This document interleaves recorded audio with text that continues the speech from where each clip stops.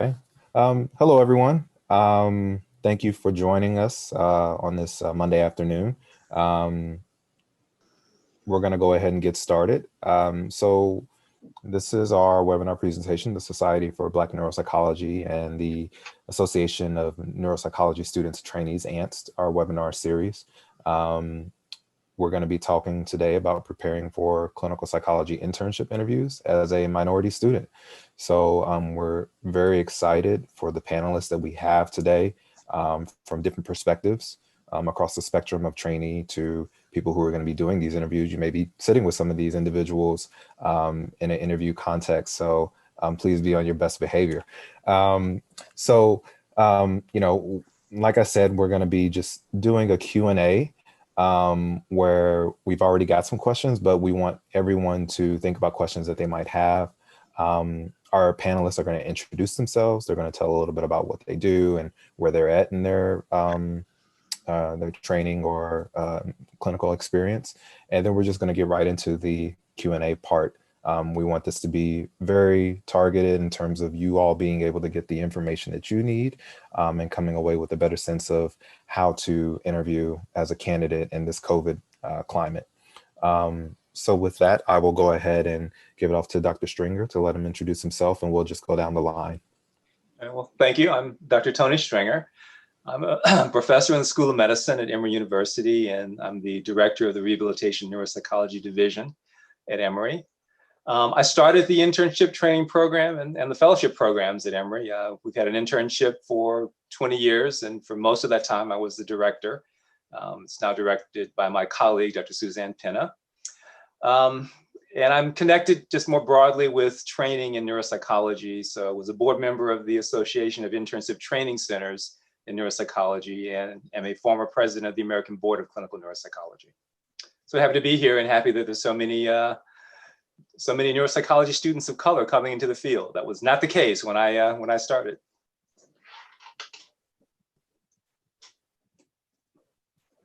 All right, so is it my turn? Appears, maybe. I think so. Yeah, Okay. yes, sorry, Dr. Jackson, yes. Okay, great. My name is Jamylah Jackson. I'm the director of psychology training at the Dallas VA. And so at our facility, we have an internship program. We have a clinical psychology fellowship program. We have a neuropsychology fellowship program that's managed by two of the neuropsychologists on our team.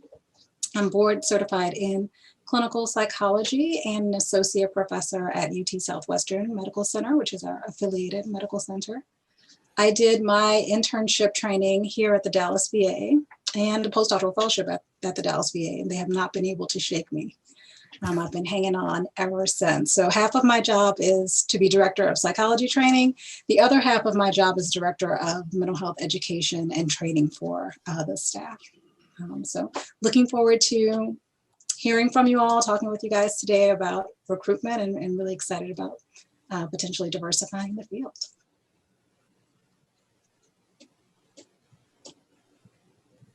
Hi, everyone. My name is Enitan Marcelle. I'm currently an intern at the Children's National Hospital in DC.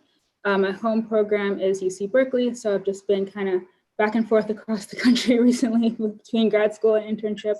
And my interest is in pediatric neuropsychology in particular, and I'm excited to be able to talk with everyone today.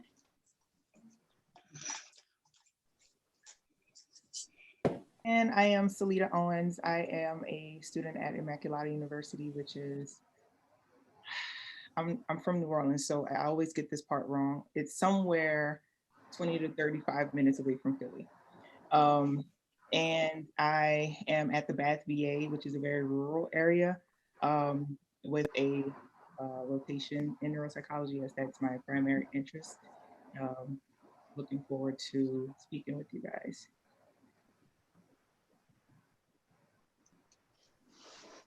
Alrighty, great. And I think Dr. Williams is in this as well. Be a little bit late to the party if Dr. Williams wants to go ahead and introduce themselves.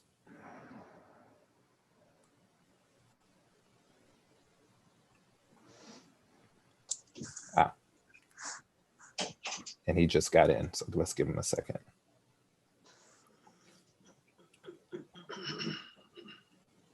Dr. Williams, do we have you there? Okay, can you hear me? Yes, yes, we can. Great. Excellent. My apologies. I had to switch computers. My name is Bryman Williams. I'm a native of Louisiana. I've been in Mississippi since 1996. I'm a licensed clinical psychologist, licensed in Louisiana and Mississippi. I've been the program director, the director of clinical training at Jackson State's clinical psychology doctoral program since 2008. I'm listed as associate DCT because as of January, I'm gradually taking a step back, and one of my colleagues is taking over. I put in my time, so I'm gradually handing responsibilities over to her. Jackson State is one of only 2 historically Black colleges that has a APA accredited clinical psychology program. So I'm excited to be here and have an opportunity to share whatever knowledge I can with these beautiful young people. Alrighty, great, great. So now that we have everybody here, one of the first questions, or the questions to kind of start the discussion, and please, if you all have questions, please enter them in the chat and we will try to get to them as we can. Does COVID change how we interview or how interns are interviewing, and or what are the changes that COVID is bringing to the table? Dr. Stringer, we'll start with you, and if you want to chime in on that perspective. Sure. Yeah, so we had a class of interns who were training with us when the pandemic started, and looking at how that class fared, I think the interns who did the best were the ones who were flexible and adaptable. So I think it's probably put a premium on those qualities. We're having to do things differently. We'll be doing interviews differently, than we have in the past. And so I think, being able to kind of go with the flow, roll with the punches, being willing to jump in and try different things that might feel a little bit risky, and being flexible and comfortable with not always knowing what the outcome of what we're doing is going to be. I think those are going to be kind of the qualities that really will be critical, going into this very uncertain year that we still have ahead.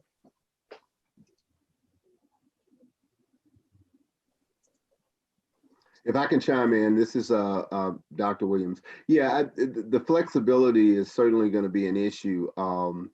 In particular, the entire interview process, it changes things.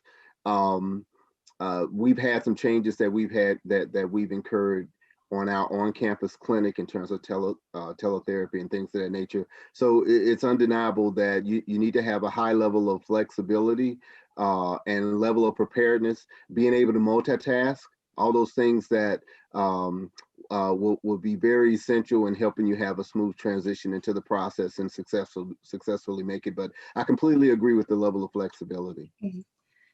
Yeah, and I would just add that for interviews, it's always so important to control the things that you can control. There's so much that has to do with an interview process or an interview day that is completely outside of your control, but control the controllable. So make sure your Wi-Fi works. A lot of this is going to be virtual. If you have, a janky Wi-Fi situation, or maybe you're going to be using the internet, but also your significant other is going to be on it, and your neighbor also uses your Wi-Fi sometimes, like all the things that try to work around those things so that if there are technical difficulties, it's not things that you're afterwards maybe kicking yourself and saying, I crossed my fingers and I hope that wouldn't happen, even though I know it kind of always happens. And doing the things that are within your power to optimize your comfort, because it's already stressful during interviews. And so you don't want to also be stressed out about kind of non-professional, like academic kinds of things as well. I think another way that the pandemic is likely to change the interview process is that a lot of it is likely to be virtual. And so that makes it a little more challenging to get a feel for the personality and the culture of a program and things like that. So kind of thinking about what are some things you want to keep an eye out for? What are some questions you might want to ask about to try to get a sense of the culture of a program? When you're not there physically, you can't see the staff kind of interacting in the hall together and things like that kind of give you a sense of how formal or informal a program is, or you know, how much you might fit into whatever they have going on within their program or within their organization. So I think thinking about how you can get creative with trying to suss that out in a virtual format.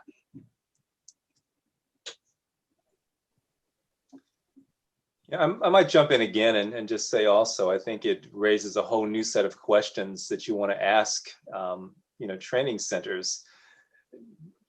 You know, you need to have a sense of what your level of comfort is going to be, you know, working with, you know, potentially, you know, COVID-19 positive patients, coronavirus positive patients.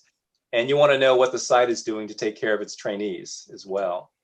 You know, most sites are under a lot of financial pressure these days, and you want to make sure that the site is prioritizing this health and safety and education of its trainees and putting that over, you know, any other considerations. So finding ways to tactfully ask those kinds of questions, you know, I think are going to be important this year. But also just knowing clearly what you're comfortable with and what you're not comfortable with, and, you know, and knowing how far you are, you know, you're willing to stretch.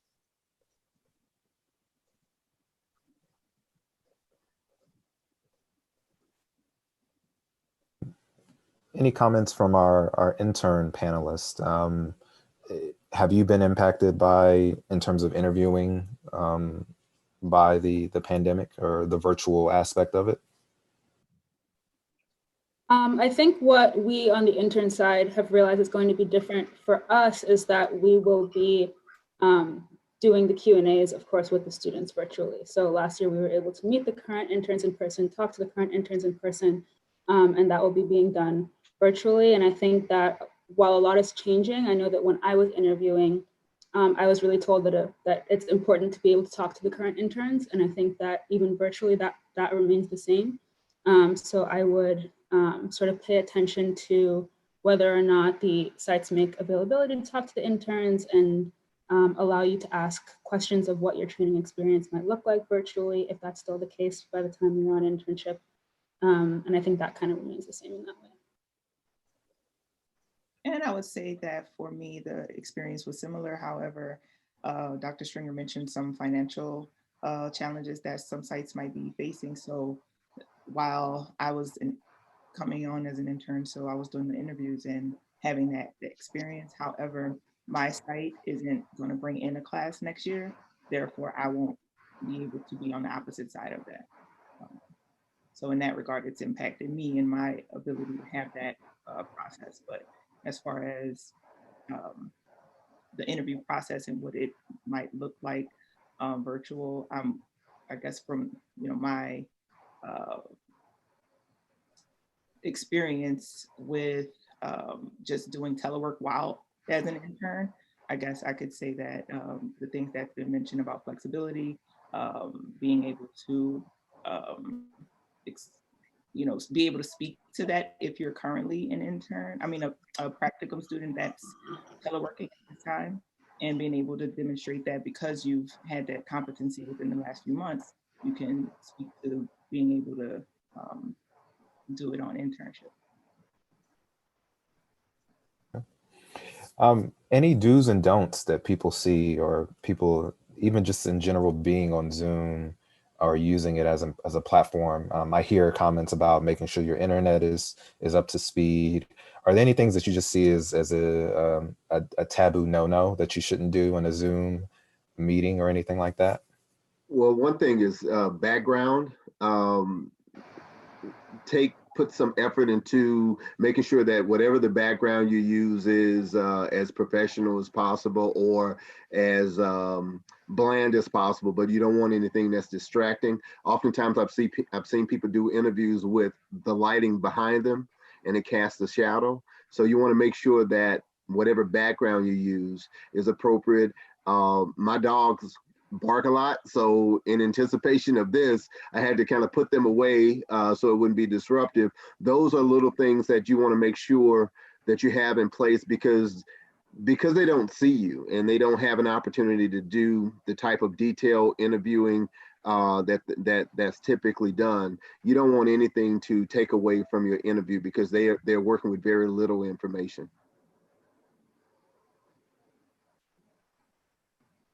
That was a very good tip. Put the dogs away. I like that. Yeah, put the dogs away, yes. So to our training directors first, and then, you know, the interns giving their perspective as, you know, coming in now, what are training directors looking to see from applicants during an interview primarily? If you had to maybe give 2 or 3 things that you want to see an applicant demonstrate, what are those things? Well, by the time we have selected people to come for interviews, you know, pretty much everyone is equally qualified.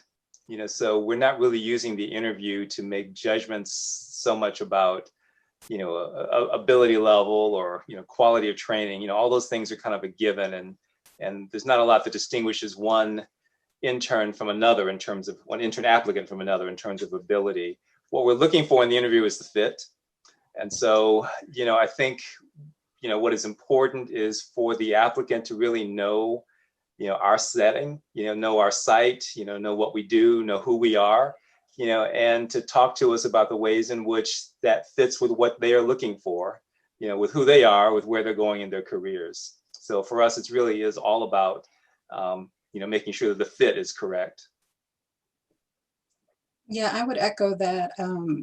In the VA, obviously, we see lots of adults. So sometimes we'll have applicants that will ask us lots of questions about opportunities to work with children and work with families, of which there might be a smattering of that. But if that's really what you want out of your training experience, then you're probably not a good fit for our program, right? And so we don't want you to match with us and then be disappointed about the lack of opportunities and the thing that you really want to do. So I think looking for goodness of fit, looking for, and this is going to be hard, I think, for programs to gauge virtually if they're doing virtual interviews, but we're also looking to try to get a sense of how this person engages with other humans. Do they seem like they would get along well with the cohort? Do they seem like, you know, if you tend to stay to yourself, that's totally fine. If it seems like you're rubbing people the wrong way in a lot of different settings, then that's also notable. It might not be a deal breaker, but it's something that may be discussed when we get ready to make the final rankings. And so I think one of the VA sites did a recent focus group trying to get a sense of what intern applicants were looking for in terms of virtual interviews. And so one of the things they talked about was wanting to have those small group interactions with trainees, with current trainees, as was alluded to a little bit earlier. So I know at our site and at some other VA training sites, they're definitely working to facilitate that. But we value our trainees as feedback too. And so if our trainees and their small groups with applicants are having negative experiences with them, that's notable. It's, again, you know, it's not going to be a deal breaker. It's not going to override all the other data that we have about people, but you know, we're looking for people that are going to work well with the cohort, that are going to enjoy being in our setting, enjoy what we have to offer, so that we can enjoy sharing, you know, the wonderful training experiences that we have at our site with the interns.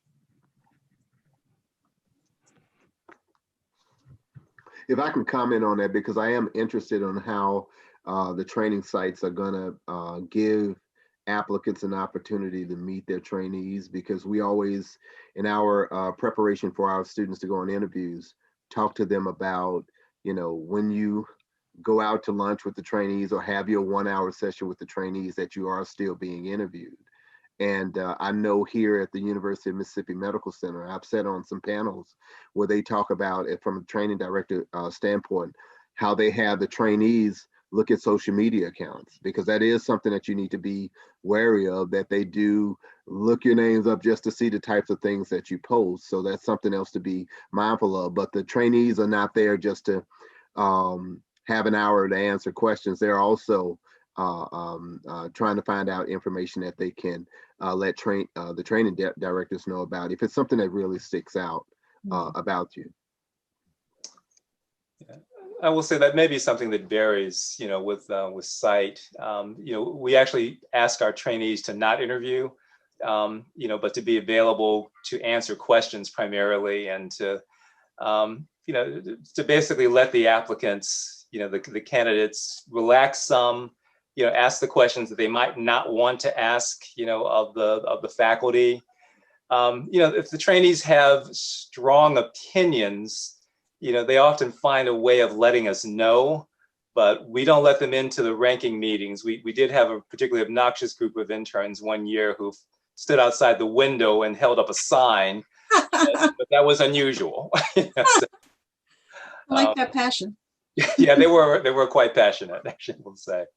But yeah, we want our applicants to have a chance when they can kind of just relax and let their hair down a little bit, and really ask those questions that are maybe a little bit uncomfortable to ask in front of the faculty. Mm-hmm.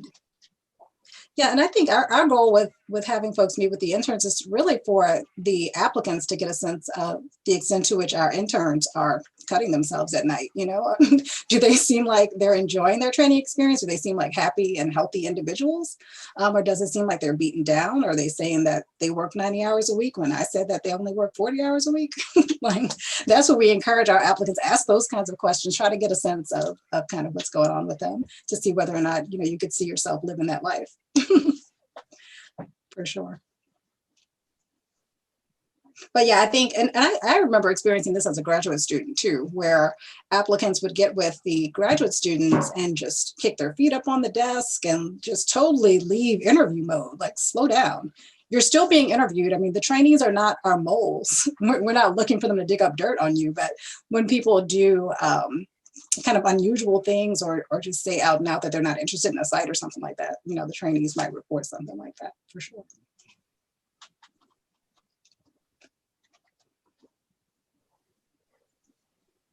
So posing a question to our trainees, was there a certain setting or let's say, the difference between a VA versus an academic medical center in terms of the interview style or the questions that were posed to you?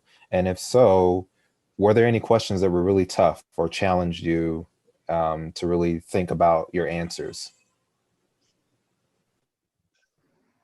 I guess I could speak to not necessarily questions that were tough, more than scenarios that were more challenging. And because I am aware of everything is an interview, everything is a part of the interview, I recognize that the task that was being asked was grand and probably not necessarily achievable, but how I was able to react to it was more than likely what was being assessed. And the task was to, and I think when I looked at some of the questions, and I might be tapping into that a little bit, but somebody asked about case presentation. But the question was regarding a case, and they gave data, background, and asked me to summarize the data and do treatment recommendations in 15 minutes. So the likelihood of me being able to complete all of that in 15 minutes was, it wasn't very likely. However, when you're on the opposite side of that and you're trying to put your best foot forward, it was very anxiety producing. And I'm not a person who's typically anxious. So that was even more, it was a lot. It was a lot. So I would say kind of being able to be calm and manage your emotional experiences throughout the interview process might be even more important than not necessarily thinking about what am I a good fit, because as Dr. Stringer mentioned before, you likely are if you've already gotten an interview. I think what definitely was consistent across just about every site that I interviewed at was the question of why this site. So regardless, that's really obviously one to be prepared to answer for each site that you're interviewing at. I think what varied was based on whether it was more of a generalist site or more of a neuropsych specific program. And I think that really guided what types of questions were asked after that. So the more neuropsych specific programs did give case conceptualization type questions and things like that. The more generalists may have asked more broad, sort of just tell me about an interesting case type questions. So that was where I saw the most significant differences in the types of questions.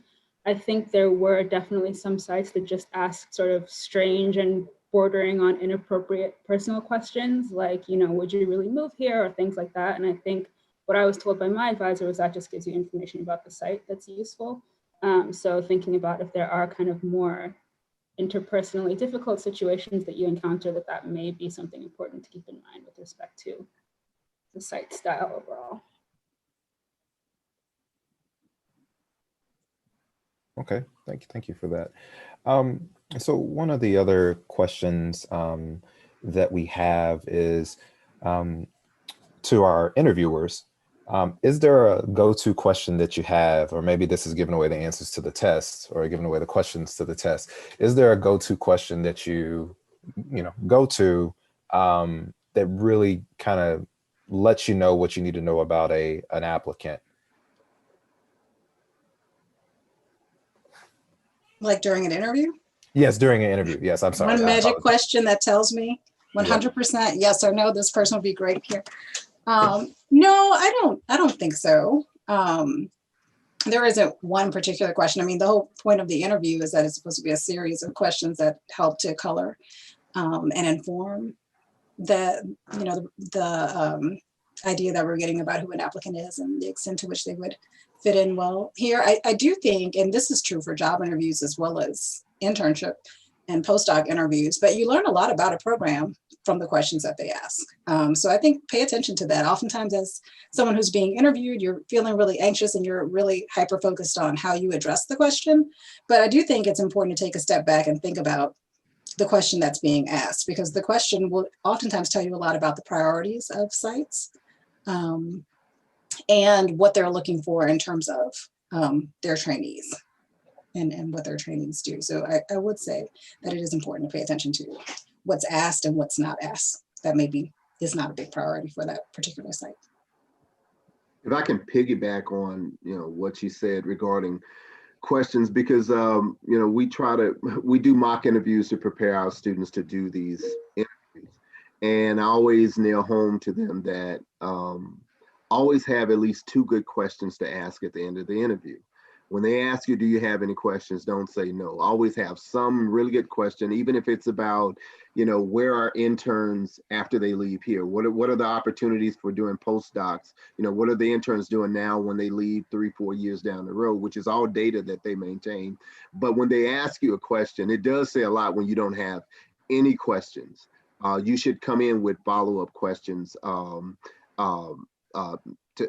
after the interview is done. So it does say a lot about your background or your what type of schooling that you've had in terms of the program you left.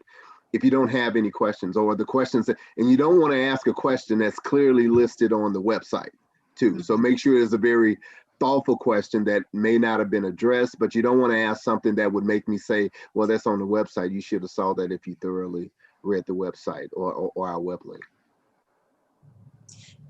I will underscore that as well. What Dr. Williams said, I mean, my favorite question is, what questions do you have for me? And I actually start interviews that way. I let the applicants ask me their questions first, partly to help them relax. So, they put me on the spot by talking rather than my putting them on the spot. But also, I really want to see that they are interested, and that they have a lot of curiosity and enthusiasm. My other favorite question is it's actually more of a statement, and that is to tell me about your research. And I like to hear applicants who are really passionate about the work that they've been doing.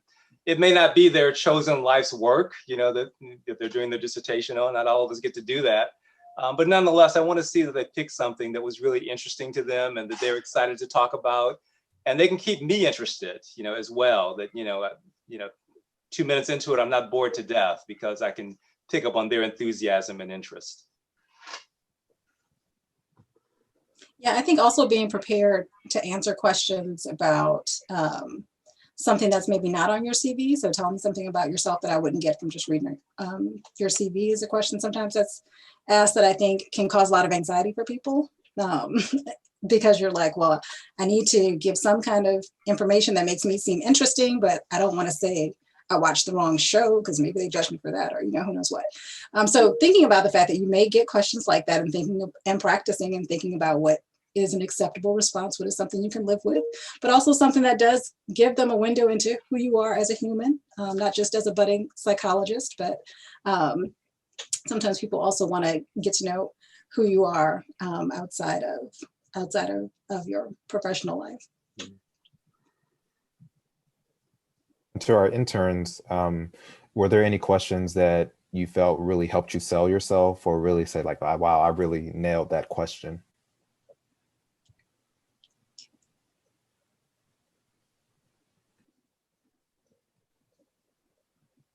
I remember one experience that wasn't necessarily made me feel like I nailed it, but I could tell that the person who interviewed me actually read my material, and it made me feel like, okay, that was almost a direct quote. Like it felt like they were actually interested in me and my process. So I could see how that person processed information and just quite frankly felt interested in the material that I put together, and that helped me feel at ease. So I think, as Dr. Jackson was mentioning, how you experience them is just as important as how you are presenting yourself at that placement or site during that interview. So I think that there's some questions like I've been asked,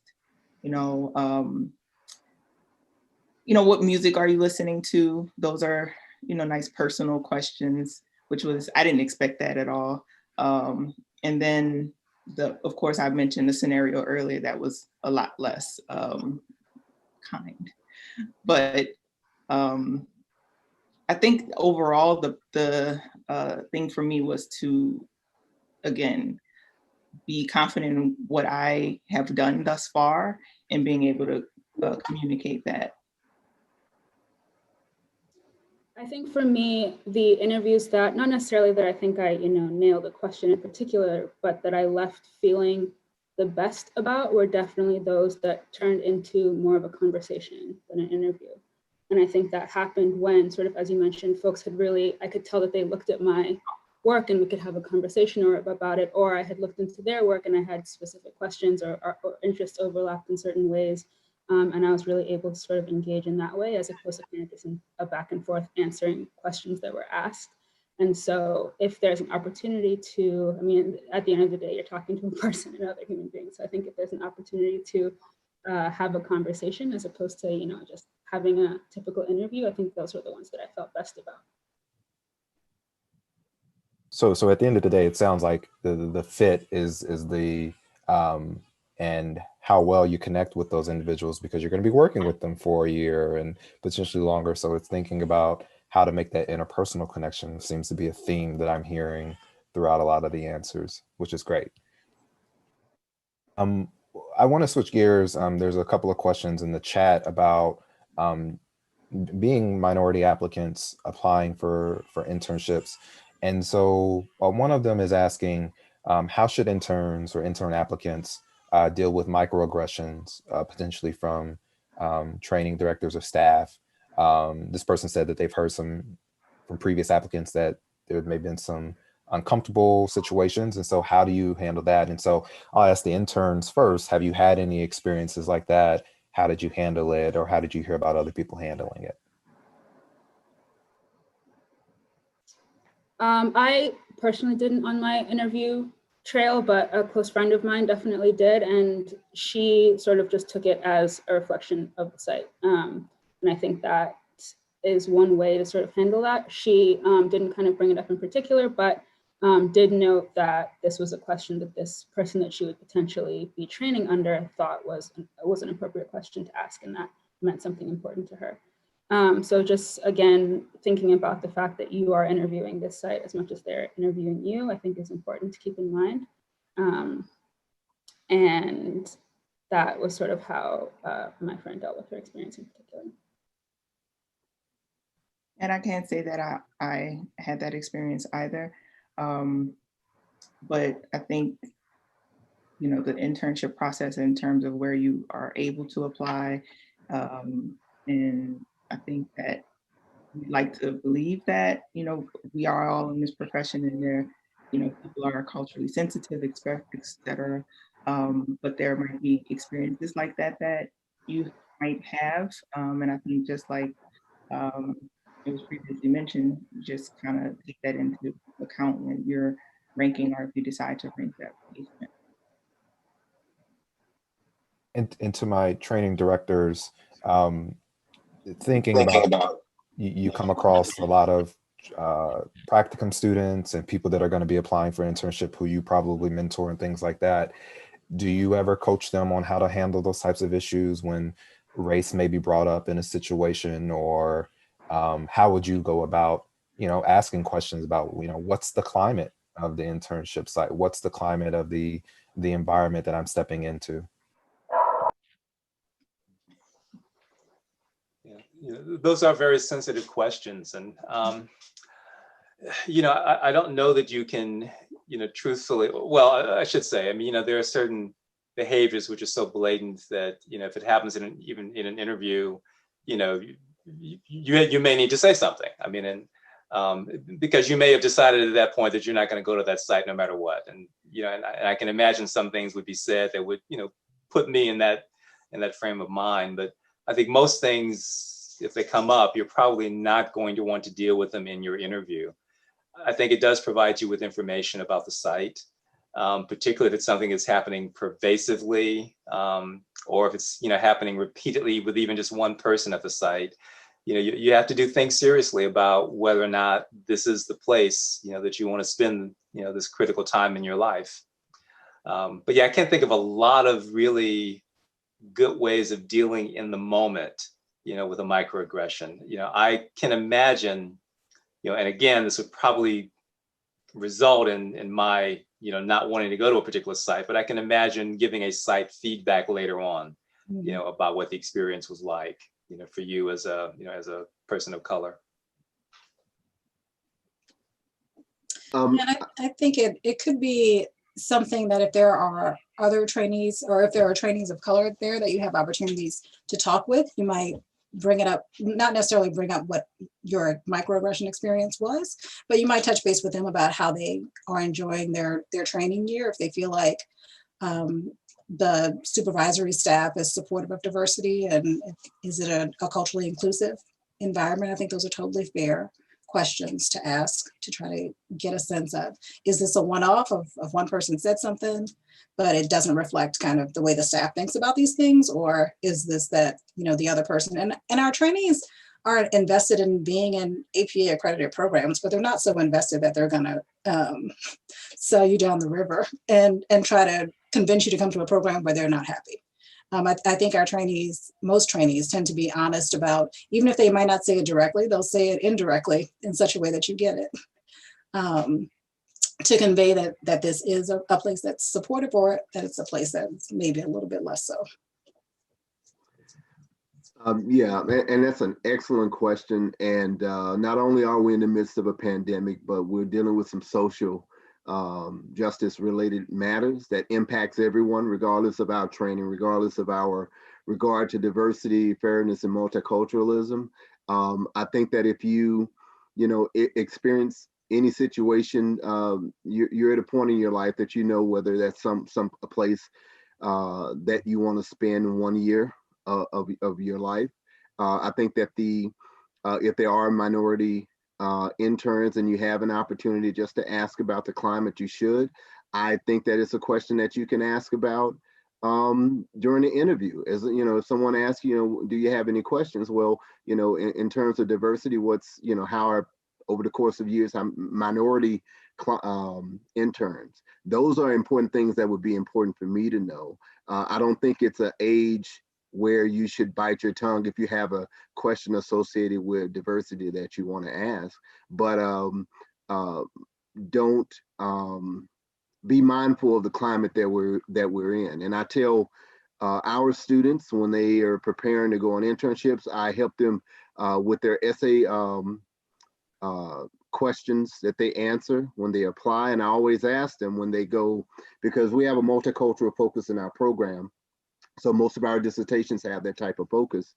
And when they're talking about, when it comes to goodness of fit, I let them know that some of these sites don't have exactly those experiences that you're looking for. So you should apply to the sites that will be able to give you the cultural experiences that you have. But, as it relates to any comments that or any type of microaggression, I think you should consider whether, weigh the level of it, because it just may be one person out of the group, but you should take it seriously and make a decision about, is this a place that I want to rank high or rank at all? Because understand that the climate that we're in right now, and psychologists, although we've had the appropriate training and we know better, we're not insulated from it because we're humans. And I would just add, taking into consideration, especially because I am in I'm upstate New York, very rural. I'll just leave it at very rural. And so think about that. Where you will be physically located will probably lend up a good bit of information as to what your cultural experience might be. And that's not something that I can say, honestly, that I put very high on my list, as it's been I guess it's been a normal training experience to train as a minority student. So it's not something that I would have placed high on my list of importance when thinking I would like to be around people that are multicultural and diverse in various ways. But I will say that having to be on practicum twice a week is very different than being on internship every day around people that don't look like you, don't talk like you, don't sound like you, don't think like you, which is great. But when it feels isolating, that's something to consider. Yeah, I think that's such an important point, and something that really is ultimately a personal decision about where you want to spend this year. I mean, I can reflect on, I'm from New Orleans, which was a majority Black city when I was there, and did my graduate work at University of Georgia, and I did not care for the lack of diversity in Athens, Georgia. So when it was time to apply to internship, I figured any APA accredited place is going to give me great training, but I want to live in a real city, and that is my priority. And so I applied to sites that were only in major cities because that was a personal priority for me. So I think it's okay to give value to your priorities and not to feel like, well, I'm not supposed to care about that. I'm only supposed to care about the extent to which they're going to have me doing, whatever kinds of batteries and things like that. I think it's okay to give value and give voice to your personal preferences, and to weigh how comfortable you're going to feel, not just in the department, but in the region where you're training. I think it is very much a personal decision. The other reality is that neuropsychology is a very competitive field. And, the better the training that you can get during internship and fellowship, the better career you will have. It may very well be that the place you want to go may not be the place you want to spend your life, but it might be the place that you want to be for a year, because you will come away from that having this awesome skill that you would not have gotten otherwise. So you do have to think about, what the priority is going to be for that year. I do remember, so I had a both pleasant and unpleasant experience during fellowship. After 1 year of fellowship, they offered me a faculty position. I won't say where I was, but it was double the money and pretty much the same amount of work, and I accepted it. But I did have very much the sense that the jail doors were clanging shut, because this was clearly not a place that I wanted to live, and it was a place with with very few people of color. So it felt very different to know that I was going to do something for 2 years than to think that I might be doing this for a career period. You can put up with a lot, if you have to, in a 2-year period, if you're getting amazing training, but it's hard to do that for your entire career. Great. While we have a few more, about 13 more minutes, I want to switch gears a little bit, but give some time to kind of wrap up for some final thoughts. There are some individuals, so we're thinking about, like you said, these internship spots are so competitive. There's sometimes only 1 and 2 spots. We have some individuals in the talk today who come from maybe programs that don't have the traditional neuropsychology lean, meaning school psychology, counseling psychology. Is there anything that these individuals need to do differently to set themselves apart? Or is it, does it go back to once you get the interview, we've seen that you're already a good applicant, you just need to have that interpersonal quality.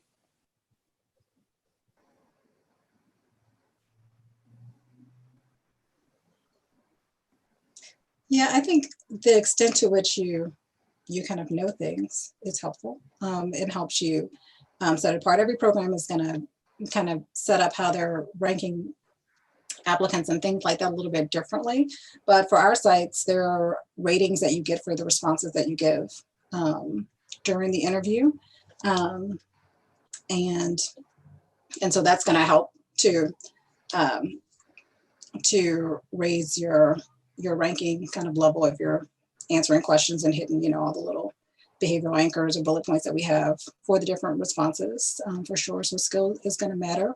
But I mean, for our program, it's not like we're just going to go by, okay, based on the numbers, this is the person's ranking. You know, we're also going to take into account some qualitative factors about the extent to which it seemed like this person was would be a good fit, or we feel like they knew more than they said. Like I could tell they were so nervous. I feel like they knew more than that. And in this other interview, because they each do 2 interviews, they did really well. So I really feel like this is not a, you know, number 12 person. It seems like a number 10 person. So there's some fluff in there that really does kind of speak to different interpersonal factors that people experience as they experience interviewing with you, and things that make you memorable versus someone else. So this is the person that used to be a ballerina or something really kind of random and out there. Used to sell widgets or something random that makes you stick out versus other people who maybe, you know, don't have those experiences.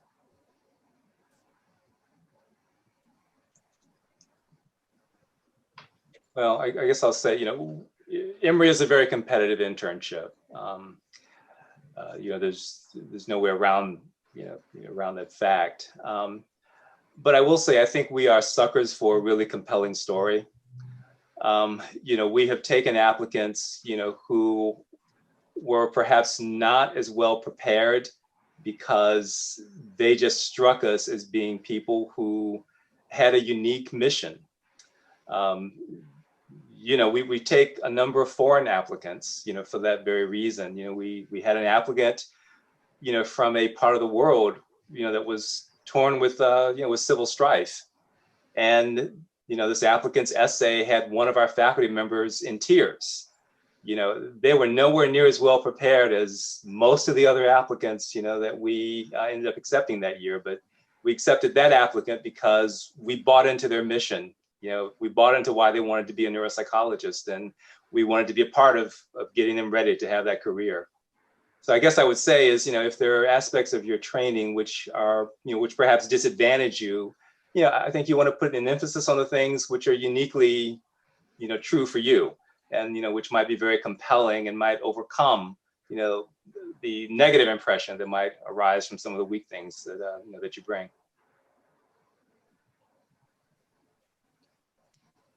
The other thing that made me think about is enthusiasm. Sometimes the thing that bumps people up is just that this person seems like they would be a lot of fun to train. They don't know all the things that we want them to know, but they're so enthusiastic. They seem so open to feedback. I really would just love to work with this person. And so to the extent that you can convey that openness and willingness, and maybe even a little insight about your strengths and weaknesses, I think that goes a long way too.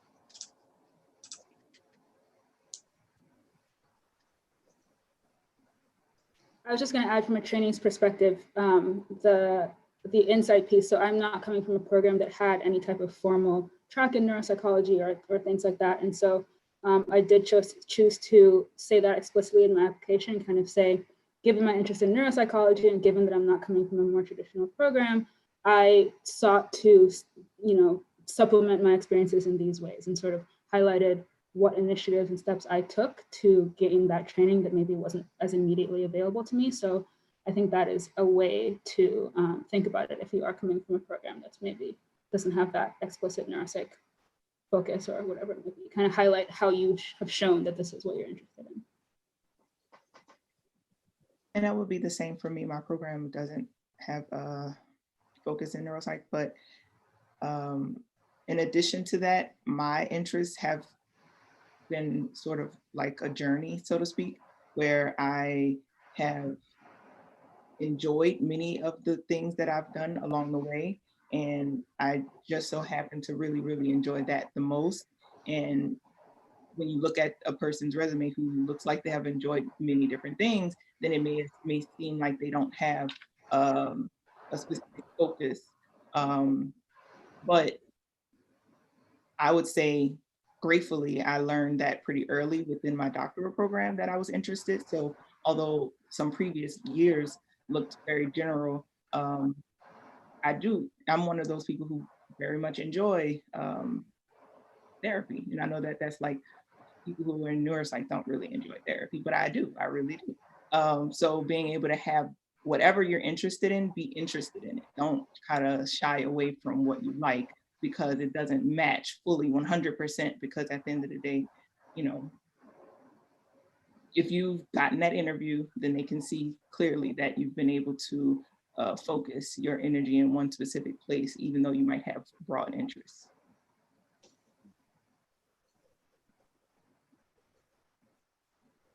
Okay, so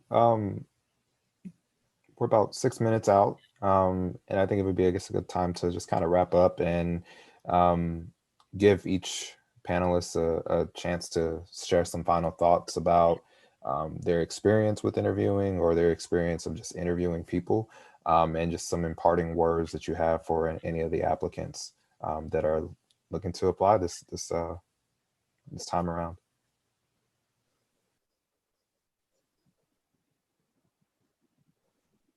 Well, I'll say, get your rest before your interviews, obviously. Hopefully you're planning them out and spacing them out as much as you can so that you can, recharge your energy between interviews. There are going to be some that you may experience where you have to make a choice because they're not going to budge on the time. And that's always a decision that you have to weigh which one is more important, because I've seen students try to squeeze them all in, but sometimes they draw a line in the sand and say, this is the only time that you can interview. I think it'll be more flexibility now since pretty much all of them are going to be done virtually. But preparedness is the thing. I talked earlier about limiting whatever distractions that's in your space when you do the interview, but trying to space them out as much as you can so that you have enough time to prepare and you're not rushing and limiting the amount of distractions that you have. Yeah, I concur with that. I think spacing them out is important. And actually, one of the positives of having so many virtual interviews could be that you don't have to bother with the travel that weighs you down emotionally and psychologically during the interview process. And so use that time effectively. Make sure that you review the brochure of whatever the site is. You have the bonus of you can have the brochure in front of you because you're at home or at your desk or whatever. But I know one of the things that tends to work against people is when it's clear that this is just one of the sites that they're applying to get to their requisite 18 sites or whatever their graduate advisor told them they needed to do in order to be competitive, right? And so they didn't review all the stuff. They don't seem really interested. So again, control the controllable. You can control whether or not you print out the brochure and you have reviewed it the night before, the morning of, what have you, your interview.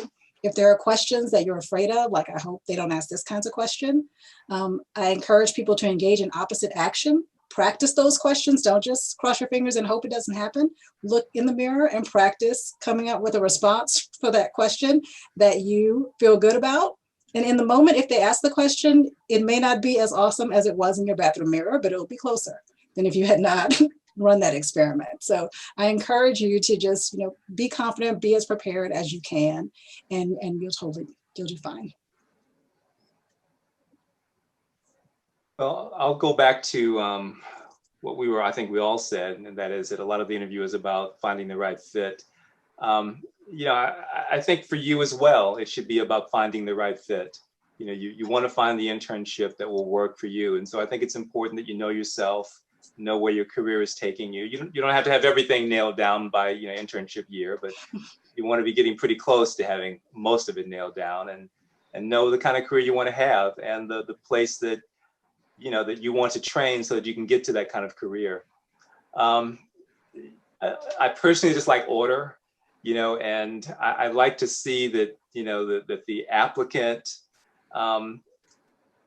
you know, isn't all over the place, but really is headed in a particular direction. And I can, you know, it's okay to have lots of influences, but I want to see how all those things have come together to put you in that chair right now, and why you're in that chair, and that there's a good story that I can believe in. You know, that's kind of the thing that I'm looking for.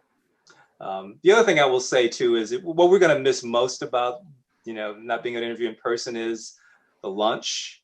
We do an amazing lunch at Emory. We are known for this. It's a catered meal with servers and everything, and it's an awesome experience because we want to take good care of our candidates, and we're going to have to try to figure out how to show our candidates that kind of love virtually, because we can't give them this awesome meal that we normally would do.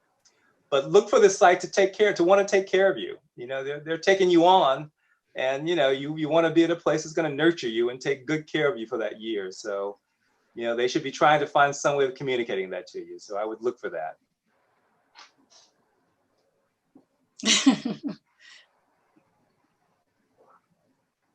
Any wisdom from our current interns and parting to those that are in a position where you once were? Any thoughts for them? I think, I'm sure this has been said already, but have fun. I think for me, after the nerves of the first one, I really kind of got into a place where I, you know, was able to realize, you know, I've been studying for this for a long time, and these are things that I'm interested in. These are things that I know. These are things that I enjoy talking about. And so it actually became a little bit of an enjoyable experience after, you know, the first couple of rounds.